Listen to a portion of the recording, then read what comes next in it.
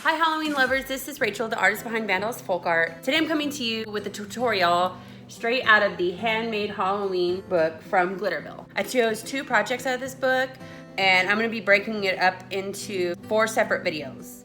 The first tutorial that we're going to be doing is going to be this little cupcake man. Actually he calls him a butterscream frosting ornament. Now on each one of the tutorials, there's a little poem before you get started. I'll read that now. It's Halloween and here's the plan. I'm going to bake a cupcake man, made from butter, sugar, and flour, shoved into the oven for almost an hour. Ding goes a timer and now he must cool. He's far too hot for frosting, so waiting's the rule. His wrapper's filled with chocolate cake and now his frosting I must make. As I stood there quickly whipping, my cooling timer started beeping. But when I turned it, I got a huge surprise. My cupcake man had begun to rise. When I say rise, I really mean walking. Standing before me, blinking and talking. He said, "Today's my birthday and it's Halloween. Make me spooky and sweet for the candy scene." So I frosted his top, swirled up with a peak, and then ready was he for a trick or treat. He said, "I'm not scary if costumes and sweet buttercream." "Well, of course not," said I. "You're frosted in boo buttercream." Well, that's a sweet little poem to get things started. I decided to do a couple of tutorials out of this book because on some projects the instructions weren't completely clear. And I think if you were to pick up this book as a novice crafter, you might get a little bit lost on a few of the steps. So I hope this helps out. Materials. Here is a list of the materials that you will need to complete this project.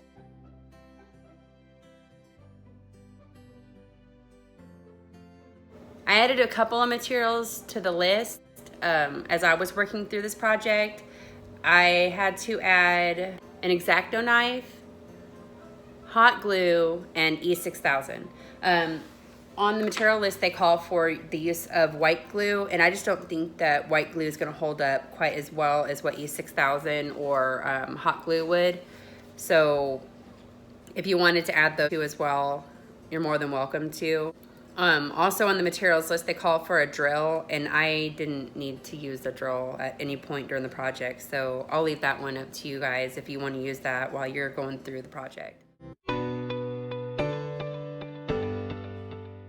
Let's get started. Now the instructions call for a styrofoam cone, but those are like $5, so we'll just use 2 styrofoam balls for this project.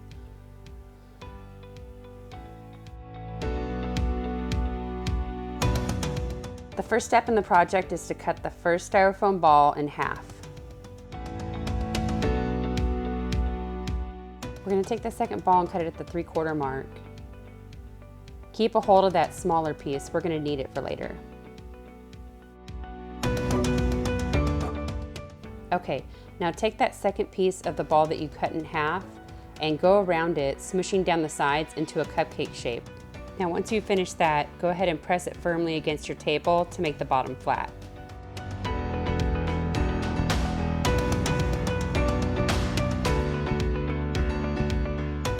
Okay, now it's time to glue it together.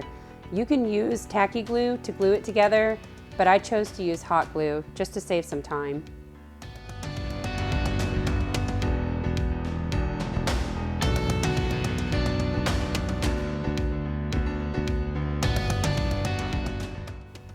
Okay, now it's time to make the eyes.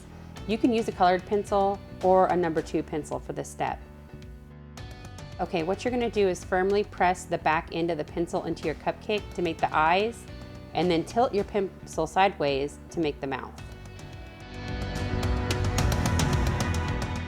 Okay, now it's time to smooth the exterior. You can use creative paper clay like I am today, or you can use a tub of that spackling that they sell at the dollar store. If you're going to be using the creative paper clay, you're going to need a glass of water to dip your cupcake in so that the clay will better adhere to the surface. Okay, take small pieces of the clay and smush it all over the base of the cupcake.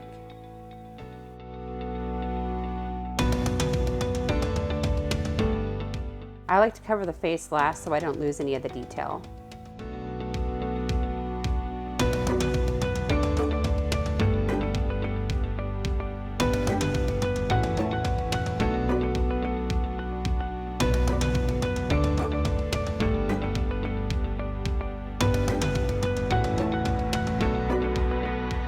If the clay becomes difficult to smooth, you can try dipping your fingertips into water. Now it's time to sculpt the eyes and the mouth. Do this by dipping the back of your colored pencil into some water and then gently pressing it into the eye holes that you had made earlier.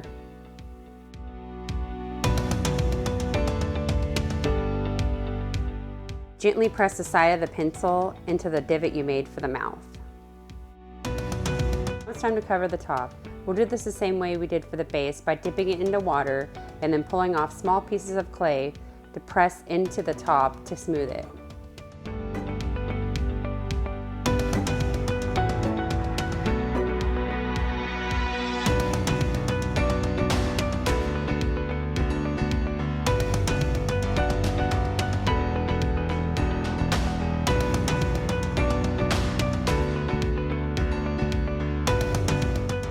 Once you get finished with the top, you may need to go back over the details the same way that you created them in the first place.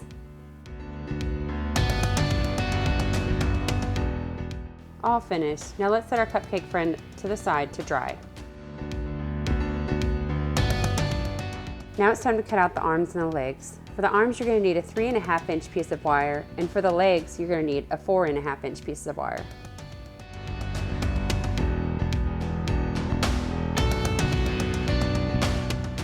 Don't worry if it's not perfect. It's not science, it's just art.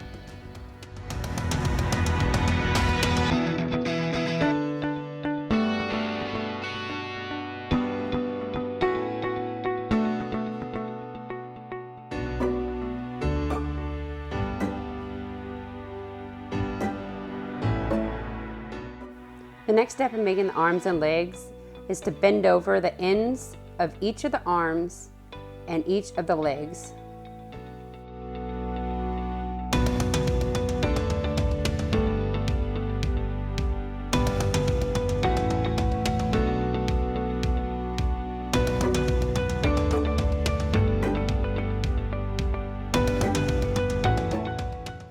Now it's time to cover them with floral tape.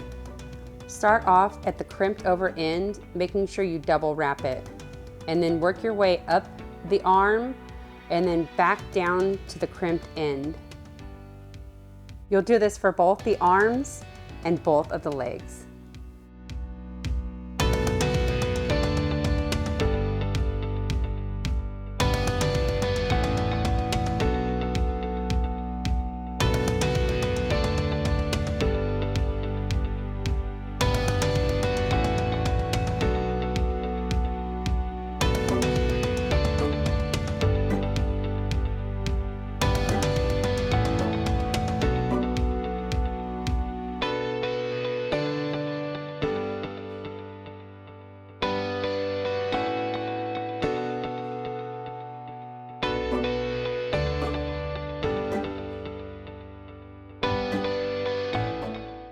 The wrapping on this doesn't have to be perfect, so just try your best. Make sure that it's just as smooth as you can get it.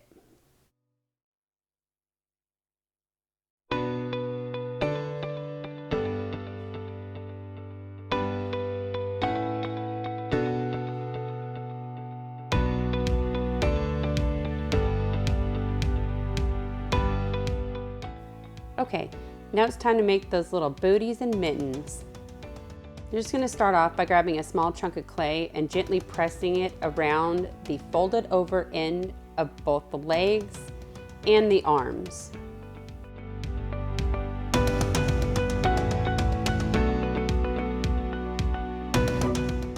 If you're having trouble smoothing, just dip your fingertips into a little bit of water.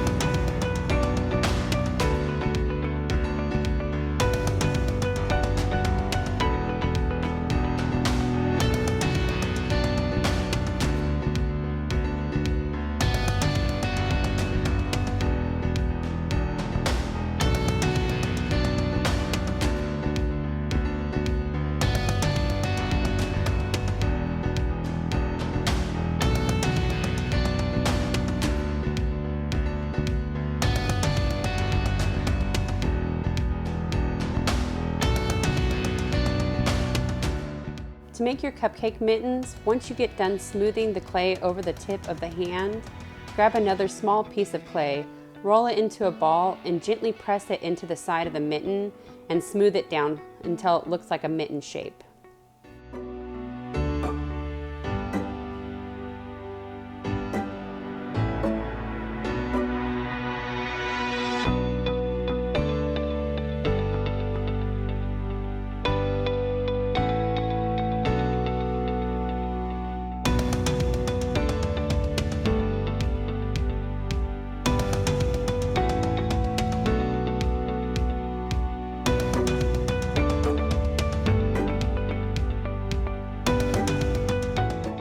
Once you finish your little booties and mittens, just set them aside to dry.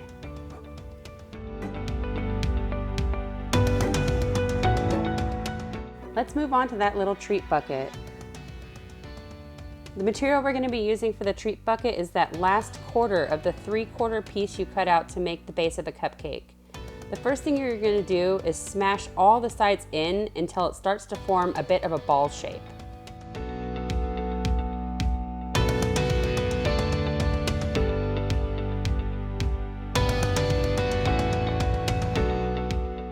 Now it's time to add some clay to the exterior of the bucket. We're going to do this the same way we did for the cupcake, by dipping the bucket into some water and then gently pressing clay around the exterior and smoothing it.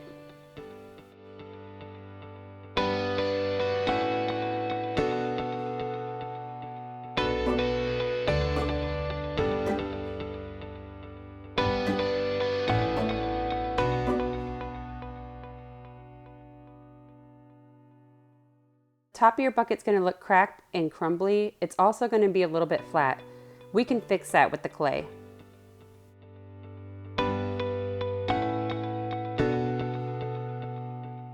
Finish smoothing, use the back of your knife to create ridges around the outside of the pumpkin to give it that perfect jack-o'-lantern shape.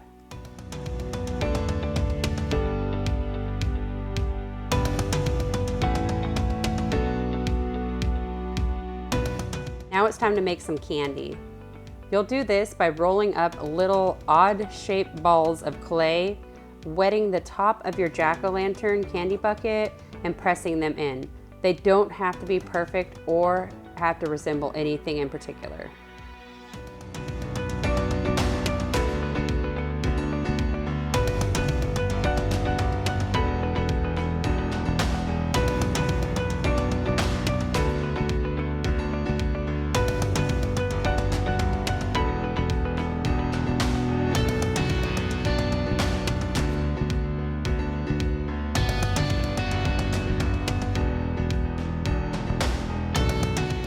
As you can see, nothing fancy about that.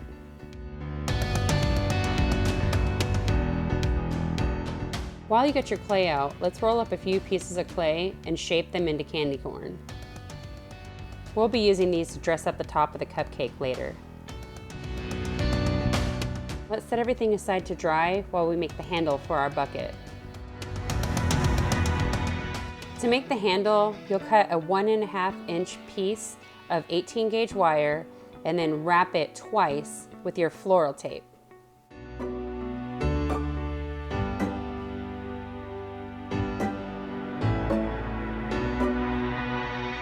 You got that finished, just bend it into a horseshoe and gently press it into the top of your candy bucket.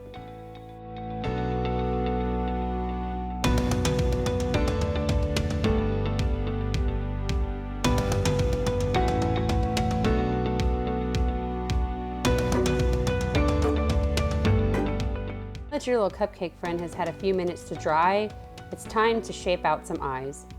You're going to dip your finger into a little bit of water, press it into each one of the eyes, pull off a small piece of clay, roll it into a ball, and gently press each ball of clay into each one of the eyes to create the iris.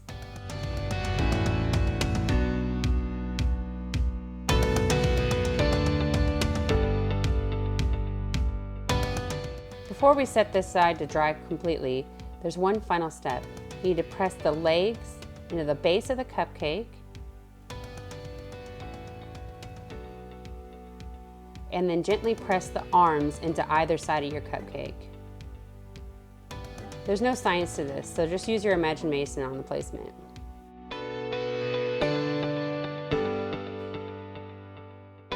Well, congratulations, you've completed your first step in the two-step process of making your little cupcake friend. Oh, wait, I forgot. One final step. We gotta add the top. Take a 1-inch piece of wire, bend it into a horseshoe shape, and then press it into the frosting. This is what's gonna hold the ribbon to make it into an ornament.